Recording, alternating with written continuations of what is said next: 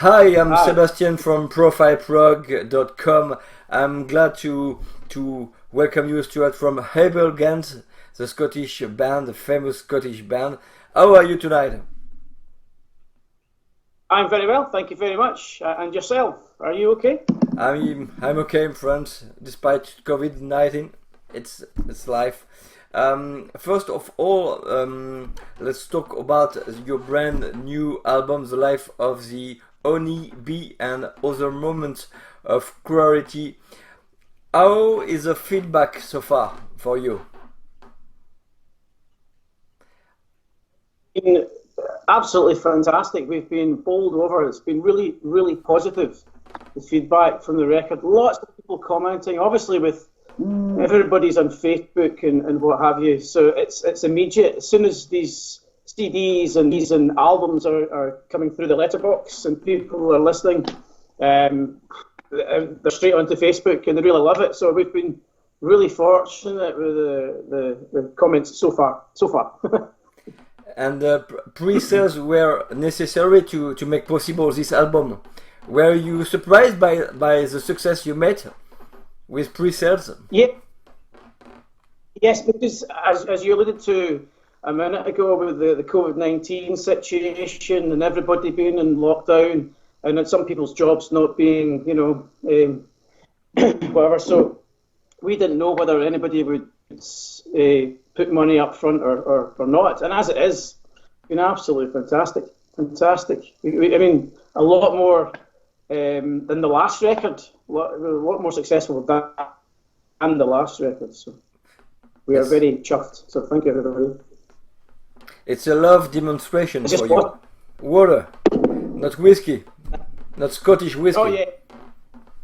Later in the evening, maybe. And you just released ABEL GANZ 6 years ago. Why did you wait such a long time to record a new album? 6 years, it's a long time. No, we used to say back in the day in the 1980s that Def Leppard took an awful long time between records, but that was nothing, nothing compared to what we have done.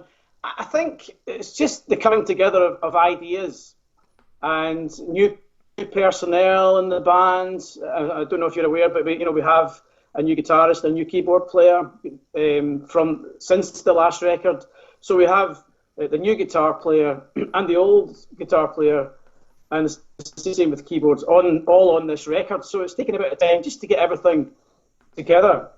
And of course, you sit on ideas for a while and the change, and you think, oh, that's not so good. Maybe we should change this. Uh, and just tweak things and just other ideas, and it's just taken that time. I mean, we have done a few gigs, and Dennis Smith, our kind of ringleader, drummer, boss, he has been running the Prog Before Christmas gig in Glasgow the last few years. We've been in America and Canada and Holland since the last record as well. So, and we're all family people, so we've got other responsibilities as well. So time flies, you know. Yes, and the record is very different. What is risky for you to make an album so much different from ABEL GANZ 6 years ago, which was very successful? I don't know. I mean, I think I think there are elements there. You know, if you take a song like One Small Soul, which is quite folky, acoustic orientated song, and compare that with the likes of Thank You from the last record, there's similarities there. There's a long kind of prog epics as well. So there are similarities there. I guess maybe with new people coming in, it's slightly different. But we have so many influences in the band as well, and we all want to get these on the table. You know, I play a lot of acoustic guitar, but I like playing a lot of kind of like metal guitar as well. You see, so I kind of try and slip it in there, and more often than not, it's like, no, we don't need that. Okay. So lots of different ideas, and some work and some don't work. You know. And this is your first concept album so far. What is the story about? I just love that word, hope for what is next and a lament for what we have lost. Can you explain the story behind? Yes, I can. Yes, you can. Basically, I don't know. Yes, the best I can. How long have we got? I guess the main song, the title song, The Life of the Honeybee and Other Moments of Clarity, I wrote the lyrics specifically about my dad who passed away during the recording of this record and about my upbringing. So it was very much a case of picking memories and ideas from the past and trying to be optimistic. I didn't want it to be a negative statement. I wanted it to be a kind of celebration. So that if you read through the lyrics of that song, by the time you get to the end of the song, it's very much a celebration of my dad's life and looking forward. Some of the other songs, Sepia and White, much the same kind of idea. It's about moving forward, maybe making decisions that are not the right decisions, but then having the presence of mind and the strength to kind of go back and pick up, further back in the past and change course, I suppose. And I suppose that's a theme that kind of runs through. There is a theme that runs through the whole record, and I hope we've captured that. Okay, obviously there's no kind of thematic structure to the record, but it's all kind of similar thread through the whole record. And the same with One Small Soul as well. Yeah, so in that respect, yeah. I mean, some of the lyrics in Sepia and White, the bit in the middle, I sing I Remember You, 1992, Sepia Yes. and White. It's all about remembering that, which sometimes, as I'm sure you know yourself, seems like yesterday in many respects, Yes, but it's very far away. And it's also about taking that on board and still moving forward. Beyond that, realising what you've got today, because I mentioned my children in the song and parents, and very much moving for memories to be made, that kind of idea. So quite an optimistic kind of theme, I think. Yes, and musically speaking, it's a perfect blend of influences. But when I listen to you, I can feel Scotland in your music. I can feel passion, music, but I can feel Scotland. What do you think? I really love you. Thank you very much. I guess, again, going back to the influences of the band, I love folk music, specifically Scottish folk music, as well as big hair 80s metal music, as I've alluded to before. So there is that influence. I play a lot of acoustic guitar in the house, and interest. Band. I don't know if you've heard. So there next. Dennis is a big Joni Mitchell fan, So there's lots of acoustic elements, but in terms of the Scottishness, I don't know. I mean, the run rig thing. You get bands like Big Country, Stuart Adamson. His riffs were very kind of traditional Celtic sounding riffs, and even Gary Moore to an extent, he did Out in the Fields and all that kind of stuff. There was lots of Celticness going on there, of course, like an Irishman, So it's just that kind of coming together of lots of different elements. But if you can hear a Scottishness in it, that's marvellous. That's great.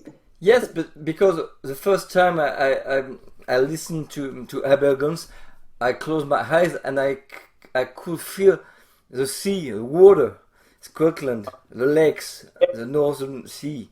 You understand what I mean? It's quite powerful. Yeah. Well, I guess getting to the age we're at, you know your influences, and not just musical influences, but people who have influenced you and places that you've gone as well. My better half, my partner, she's from the Isle of Lewis, which is in the Western Isles of Scotland, and we go up there a lot, and we've been up there many, many years, So there's we've got friends that are traditional musicians, And I guess you take on these kind of aspects. I find myself sitting out on a hill on the Isle of Lewis writing lyrics as well. It's very good for the head. So maybe that rubs off as well, you know. The smell of the sea breeze. Yes, refreshing. Yes. And how did you learn music or were introduced to music as a child? Well, believe it or not, and not a lot of people know this, but back in the 1970s, I was a very big fan of ABBA. Right.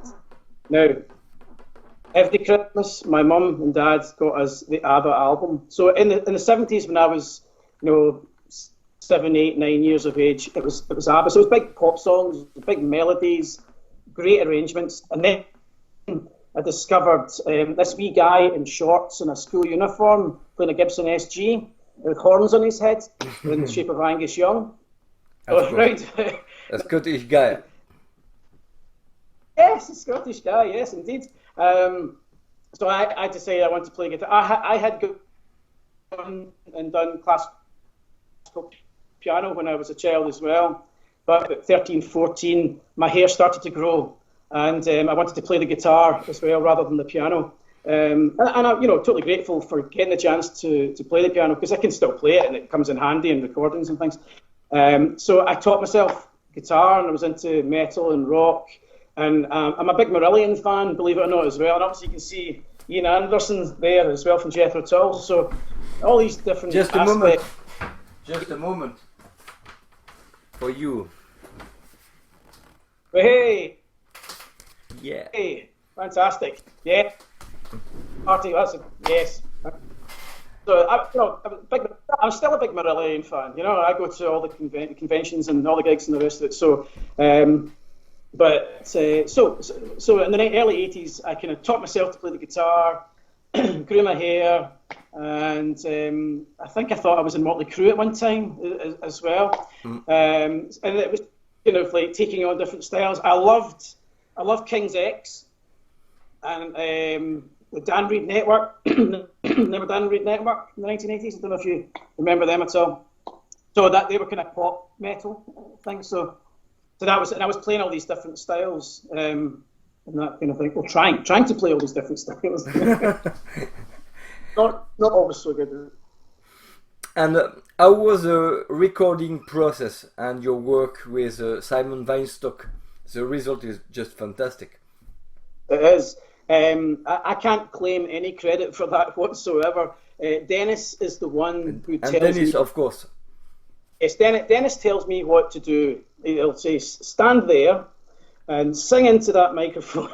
And then we'll do it again for another 100 times. So, so it was very much building. We would go in with an idea, and then sometimes Dennis or myself would say, that could be a wee harmony there, or a wee harmony there, and then we just try things, and sometimes we would be in the right place at the right time, and we would just nail it there and then. That didn't always happen. I had to sometimes go back and redo things, but the ideas were there, and it was very much a case of spending a long time doing the music, but vocally we changed things around. I changed melodies around quite a bit, and we changed little bits of lyrics around.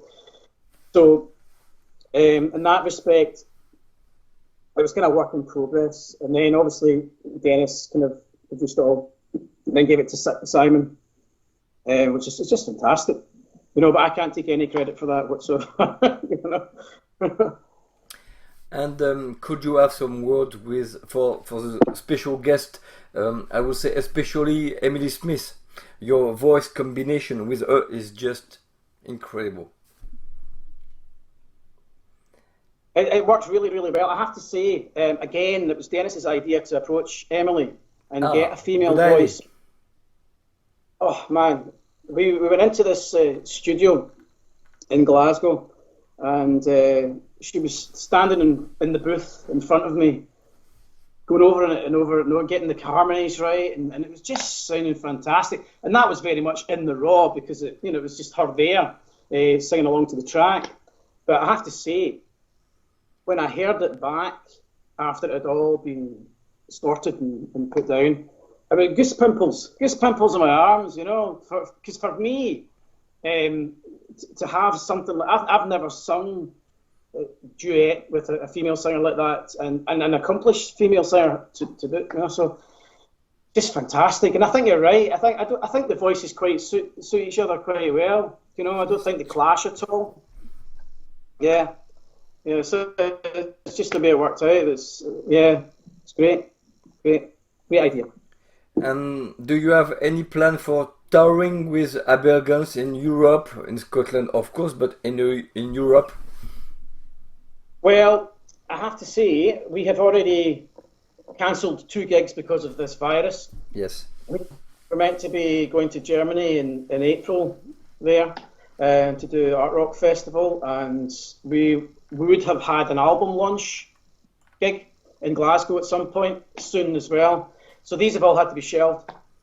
So we're hoping that next year we'll get out and about. We will definitely get out and about and play live. Yeah, obviously, with people hearing the record and people liking the record so far, you know, that should stand us in good stead to go out and do gigs elsewhere.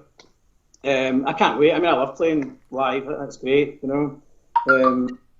But we'll see. I mean, as soon as this virus is over, who knows how long that's going to take. We'll just, because we would love. We have actually played a lot of these songs previously. Yes. Years, so it'd be lovely to do gigs now where people are actually knowing the songs well, as opposed to hearing them for the first time on stage and they don't really know them. Which I have to say, the song "Thank You," which I'm sure you're familiar with, but "Thank You," we always play that as an encore, and it always goes down well. And it amazes me because I mean I wrote that song a wee while ago.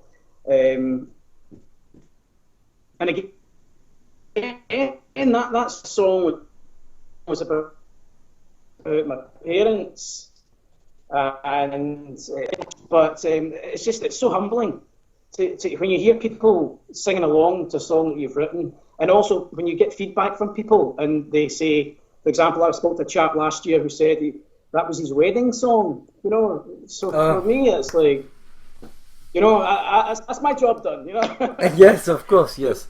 The job is done. Job is done. And it's very humbling and very satisfying. And to have people in front of you, I mean, I always hold the microphone out to the crowd and they all sing the song for me, which, you know, it's stuff of dreams, really, which, you know, I'm totally appreciative of. You know. You know why? It's just because you do music with your heart.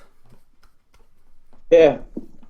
That's right, yeah. So, I guess that's the thing. I mean, I guess if you do a song, you write a song that, like you say, is personal to you and it comes from experience or it comes from something that you're passionate about, it does make a difference, you know, very much so.